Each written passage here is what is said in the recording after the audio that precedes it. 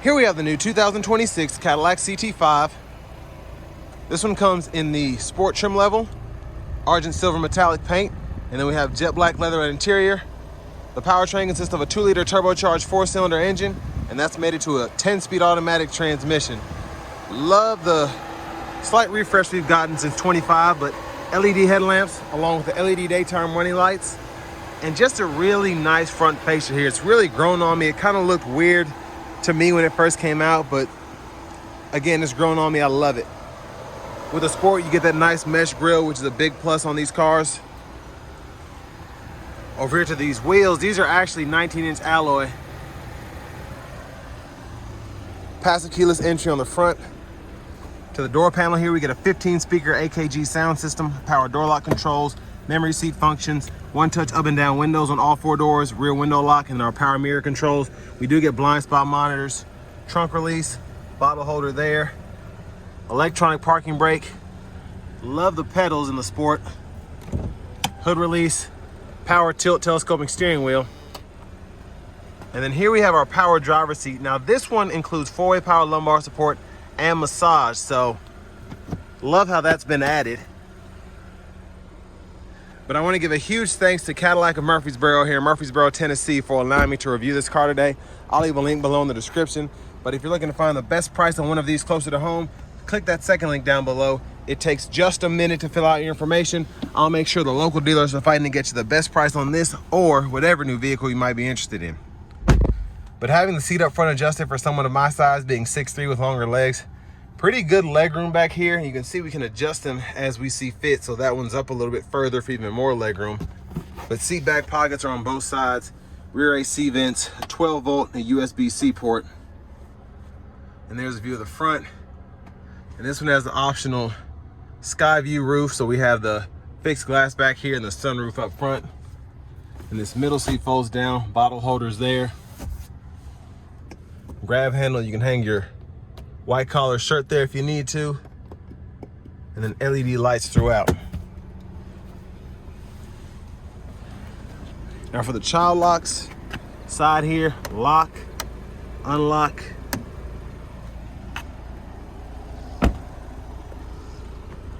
But as we come around to the back end here, LED tail lamps and a nice looking back end as well. Love how the exhaust is integrated into the rear bumper. Just a nice clean look back here. And there's your trunk space, which I think is pretty good for a car this caliber. We have the side pocket here if you want to have some stuff in the back that you don't want rolling around. And then underneath here, little storage in that area.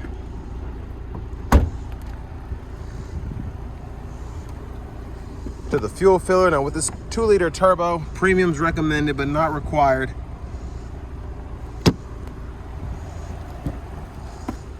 And then if you want to fold the seats flat, pull up here. You can run longer objects through to the front. Your top tethers are actually behind the seats themselves if you need to use those. And then your lower anchors behind these covers.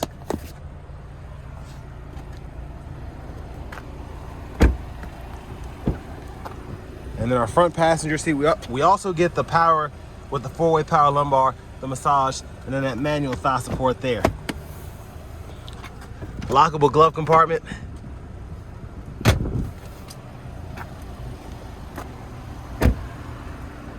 And then here is the window sticker. Y'all can pause if you want to take a closer look at it. But sticker price $53,770, which includes those optional alloy wheels, this paint, and then the sunroof. 22 city, 31 highway fuel economy. And there's the parts content information if you're interested. But as we come back around to the front, just a quick look in the engine bay. And there's that 2-liter turbocharged 4-cylinder.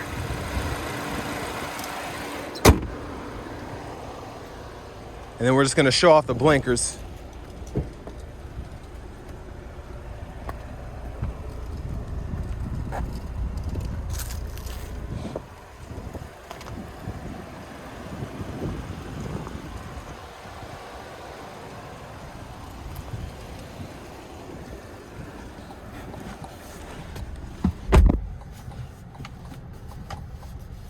The nice leather wrap steering wheel here. We do get Super Cruise, so the Super Cruise indicator is there, the sensors back there.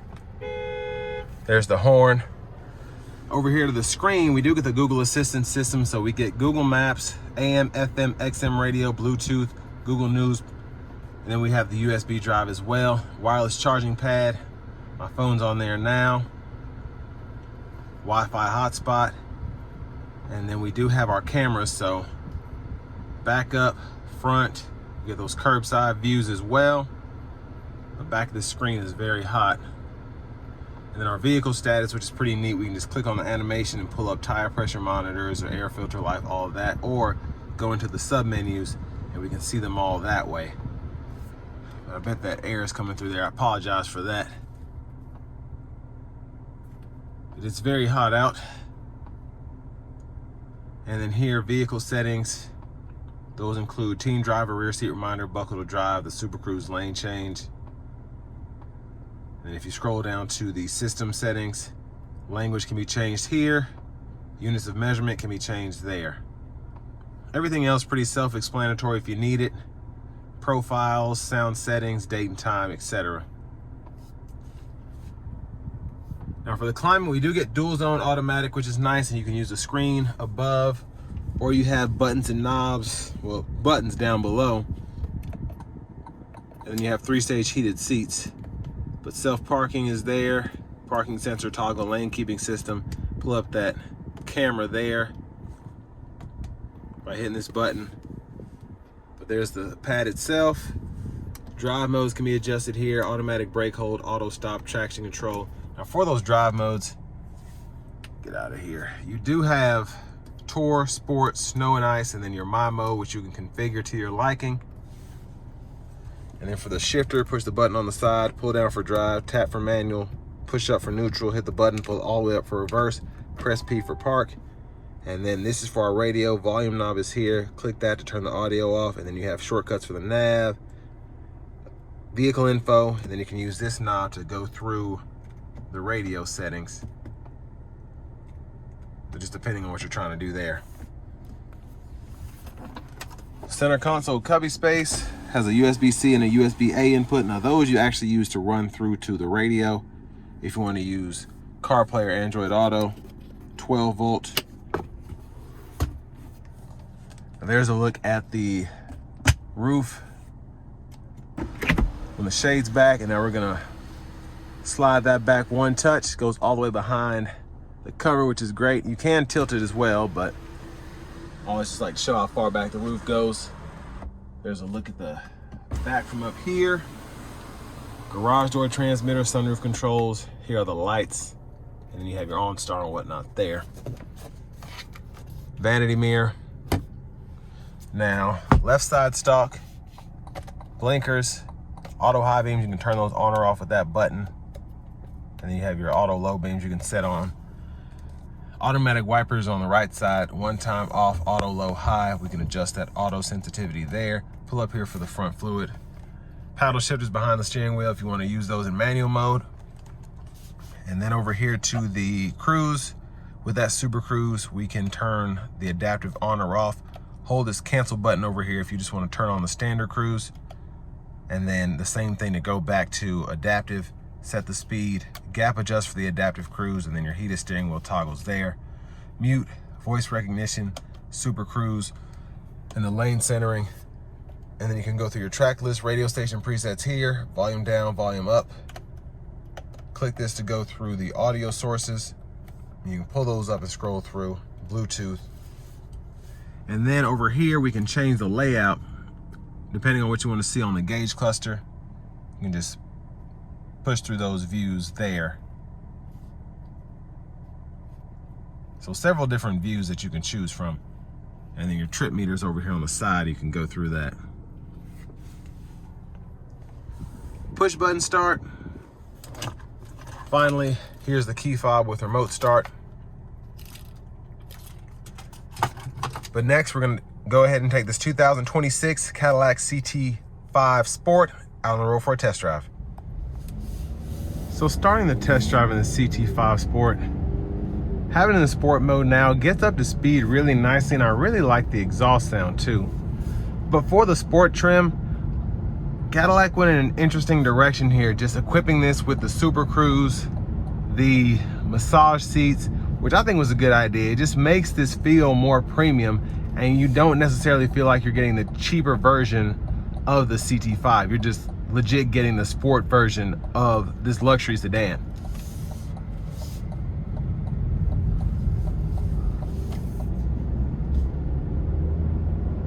Now with this one being the 2-liter turbo, I like how it accelerates. At the same time, the twin turbo V6 is certainly no joke. It's just a very nice car. But I'm gonna give myself some space and give this a pull getting on the interstate here momentarily.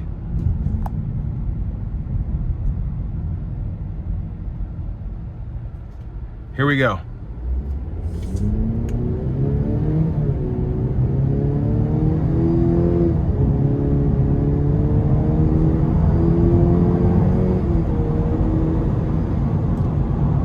So very nice power curve. Again, it's not like the twin turbo V6, but it'll do. Now the lane centering is on now. And once it locks in, fantastic driving system here. I think GM has one of the best lane centering systems in the business, specifically with the Super Cruise activated. But ride quality wise, really enjoying this stretch of interstate here, and minimal vibration on these 19-inch alloy wheels coming through the steering wheel. And it's not anything terrible, but it is something that I've noticed. But you'll pretty much have that on any vehicle. It's not anything that I really would even consider noticeable, but it's there. Now I do want to give one more huge thanks to Cadillac of Murfreesboro for allowing me to review this car today. I'll leave a link below in the description. But if you're looking to find the best price on one of these closer to home, click that second link down below. It takes just a minute to fill out your information. I'll make sure the local dealers are fighting to get you the best price on this or whatever new vehicle you might be interested in.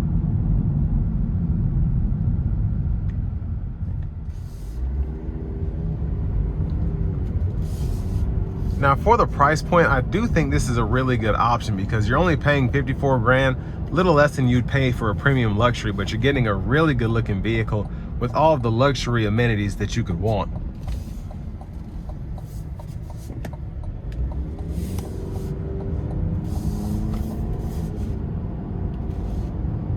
Now the only thing I'm missing is the cooled seats, but this leather red interior really helps. It doesn't feel as hot, to me at least, than it would in maybe a full leather seat. Just feels less stuffy. But if cooled seat is definitely something you need, there's an option for that. Can't remember if there's a package you can get on the sport or not, but definitely on the premium luxury you can get it.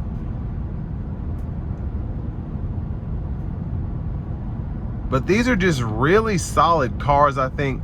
Good competitors for Lexus, BMW, Mercedes.